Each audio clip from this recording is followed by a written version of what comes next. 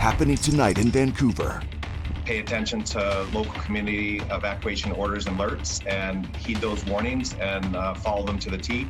A warning for people traveling in the province. Tinder dry conditions aren't letting up, making BC's bad wildfire situation even worse. And we've seen no relief in sight. We've got these firefighters coming in from all over the place to help, and they're being completely disrespected by this behavior. An urgent message out of the Okanagan as boats are getting in the way of helicopters and skimmers trying to collect water to put out wildfires. We've reordered hats and t-shirts probably 4 or 5 times. Seattle's NHL team has its roster, but are Vancouver fans getting ready to start cheering for a different kind of sea creature? This is City News everywhere. Mother Nature is not giving BC a break. Drought conditions are crossing paths with wildfires on top of bad weather. We have extremely dry conditions for the southern half of the province, and we see no relief in sight. BC's inching up to 300 active fires. Asked which of the dozens of wildfires of note are most concerning right now, the red dots here show fires that are out of control. He says all of them. There's numerous fires that are of great concern to us, and especially how the conditions are changing with as the weather systems come through, like we saw in the last couple of days with wind. Across the south, where fires are intense, so are increasing drought conditions. Level 5 is the worst. You can see here on BC's drought map showing level 4 in red. That's south of Kamloops, south and east of Kelowna, where blazes are burning, and also on the Gulf and eastern Vancouver Islands. All of this a warning to those heading out on vacation. Those are the things to watch, and those things change very rapidly. So it's really important that just checking prior to leaving and then finding yourself in a community doesn't mean that you don't need to check again. Because situations can change on a dime. BC has 50 evacuation orders and far more alerts. So tourists, like residents, need to have a plan to be ready to go without hesitating if ordered out. Those that are on the road and traveling to pay attention to local community evacuation orders and alerts and heed those warnings and follow them to the T. For people wanting to help those who have lost their homes or are evacuated, cash is best right now because of logistics. The need for physical donations has been met at this point, and we really urge everyone, if they're interested in donating, to donate to the Red Cross British Columbia Fires Appeals Fund. That can be done online or by calling 1-800-418-1111. For City News in Victoria, I'm News 1130's Lisa Yuzda. It's not only putting the guys flying at risk, but it's putting the guys in the boats at risk. It's putting the ground crews at risk because every second counts. Stay out of the lake. That's the message coming from Osoyoos residents and wildfire officials. It comes after a growing problem on the lake. Helicopters and skimmers are trying to refill with water, but they're being blocked by boats with people circling the area and taking pictures. Really destructive for them. They can't land. They have to turn around, and it just takes a lot of time for them to reset, refill. Simon Davis runs a water ski and wakeboard school and says he's used to seeing a lack of safety and boating etiquette on the lake. There's definitely a lack of etiquette and knowledge around the safety of the fires, specifically during bombing and helicopter operations. Sitting here on the beach, sort of taking note of the fires behind me, you do see a lot of boats heading out to sightsee, to see the fires themselves.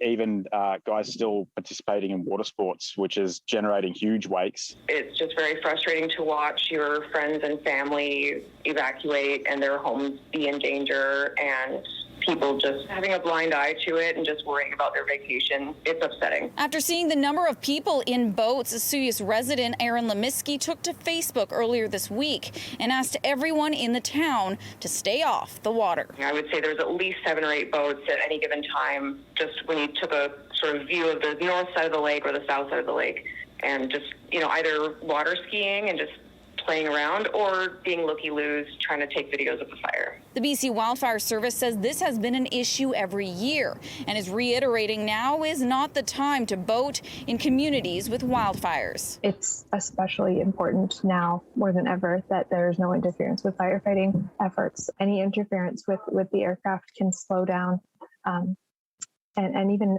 a matter of a couple of hours can make quite a difference in firefighting efforts. And that being said, it's also very dangerous to our pilots. Davis says some of the local boating rental companies have temporarily closed their doors to discourage people from going out on the water. He hopes people will start getting the message. You definitely don't need to be out on the water. I'm on the beach right now and I can see clearly. And yeah, it's a lot safer. In Vancouver, Ashley Burr, City News. Some scary moments for shoppers at the Willowbrook Mall in Langley on Wednesday. A boulevard in the parking lot caught fire. Langley's fire chief says 2 people were injured trying to put out the flames. 2 cars were damaged, but the fire didn't spread to nearby buildings. Customers at the mall evacuated as crews responded quickly and were able to put the flames out. The cause is still under investigation. 2 men are dead after a collision in Burnaby last night. It happened just after 5 o'clock near Duthie Avenue and Montecito Drive. 2 pickup trucks were involved. One of them ended up on its side against a pole. And a golf cart also appears to have been involved in the collision. Police say a truck driven by a 38-year-old man somehow crashed into a truck that wasn't moving with a 57-year-old man at the wheel. Both of them were killed. I can confirm that he was related to the other vehicle in a collision, but what we're looking for is any witnesses, any dashcam video that can kind of explain to us where he was in relation to the vehicle when the collision happened. The crash knocked out power for thousands of customers in the area, and it wasn't fully restored until early this morning. Call police if you have any information. Vancouver police say they're dealing with a major spike in crimes against churches. They're investigating 13 incidents of mischief or vandalism since June 2nd.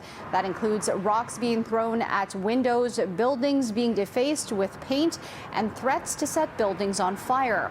Specialized investigators from the department's property crime unit are seeing if all these incidents are linked.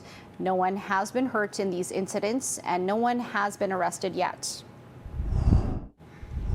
BC's daily case count for COVID-19 is slowly on the rise. There are 89 new cases of the virus in the last day. It's the highest daily number for the province in more than a month, and more than double what we saw on Monday. No one has died in the last day. As of today, more than 80% of eligible people 12 and older in BC have received their first dose of a vaccine, and nearly 57% have had their second dose.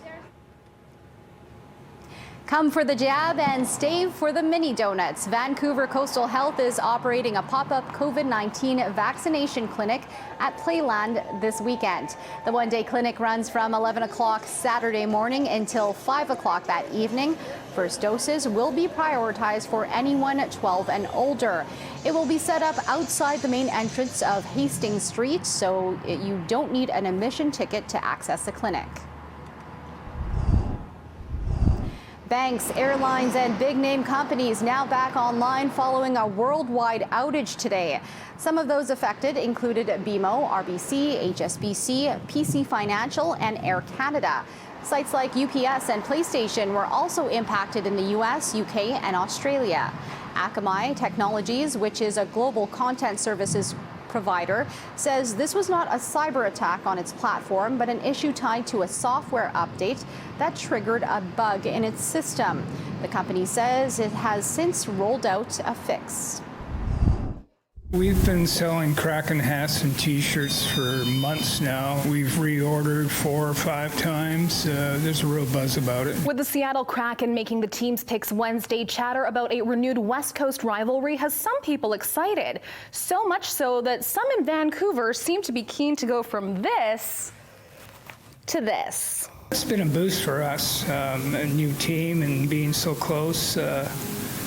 when the season gets going, all their fans are going to be coming up here to watch them play the Canucks and vice versa. Mike Jackson says the inquiries are welcomed, especially after a slow year due to the COVID-19 pandemic. Almost every day somebody's coming in looking for Kraken, so it's been a good seller. Jackson says jerseys continue to be top of mind, even though they're still a few months out from being available. Yeah, they're going to want a jersey. A lot of people just collect, but being so close, I'm sure they're going to want one. With Seattle leading into the rivalry, it's had some Vancouverites paying attention. When the Kraken picked up Cole Lynn from the Canucks, they did a little social media post saying, "Welcome to the best city in the Pacific Northwest." Still, Caroline Frolick with Sportsnet 650 says it's surprising to see some Vancouverites jumping ship. It does, because I thought Canucks fans were loyal to the core. I mean, how many years have the Canucks been in the league and how many cups have been won?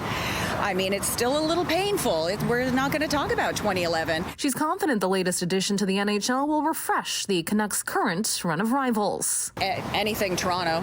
When the Maple Leafs come and they pack that stadium here in Vancouver, drives Canucks fans crazy. So I would just say any Canadian team, really, but mainly the Flames and Oilers. But I think now the Kraken are going to be number one. But are Vancouverites keen to watch the new team? We enjoy Olympic time, golden goals. Yeah, that's it. Do you know about the new hockey team? No, I don't know. The Kraken? Yeah. I don't know. I don't feel any sort of way. Yeah. Excited to see if they're as good as the Vegas team. Let's go Leafs. I'm just like soccer and tennis. So I would just like to see Seattle do well. Not as well as the Canucks, but I want to see the Kraken do well. And Seattle fans deserve that. Should be a really good rivalry, with the Whitecaps and the Sounders since the 70s, and our junior hockey team has been going at it. And their fans coming up here for games, it's always big. In Vancouver, Rhea Renouf, City News.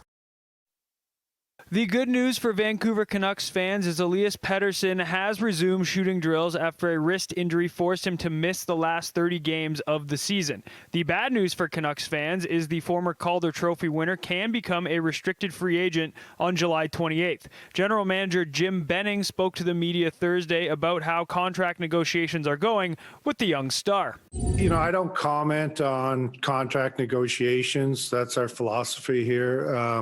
But I would say, we've had some real good talks here lately, and, we'd like to try to get it done sooner rather than later, but I can't say it'll be done by the 28th. We'll continue to, talk to, his representatives, and when we get to a deal, you guys will be the first to hear about it.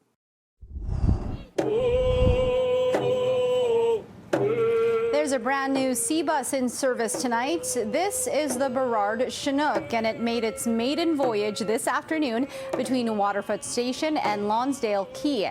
The vessel is wrapped in art designed by local Indigenous artists and is a tribute to Chinook salmon, which have played a key role in the ecosystem out here on the West Coast for a very long time. The Barrage Chinook is the first C-Bus to ever display an art installation. The Rolling Stones have changed their mind with coming to Vancouver. The band was supposed to play at BC Place as part of their No Filter tour, but now they're not. The show has been canceled because of apparent scheduling difficulties. People will be contacted directly by Ticketmaster about refunds. Vancouver was the only Canadian date on the band's tour. Vancouver's news is always available on the radio with News 1130 or online anytime at citynews1130.com. Your next edition of City News is tonight at 11 o'clock. Thanks for watching and have a great night.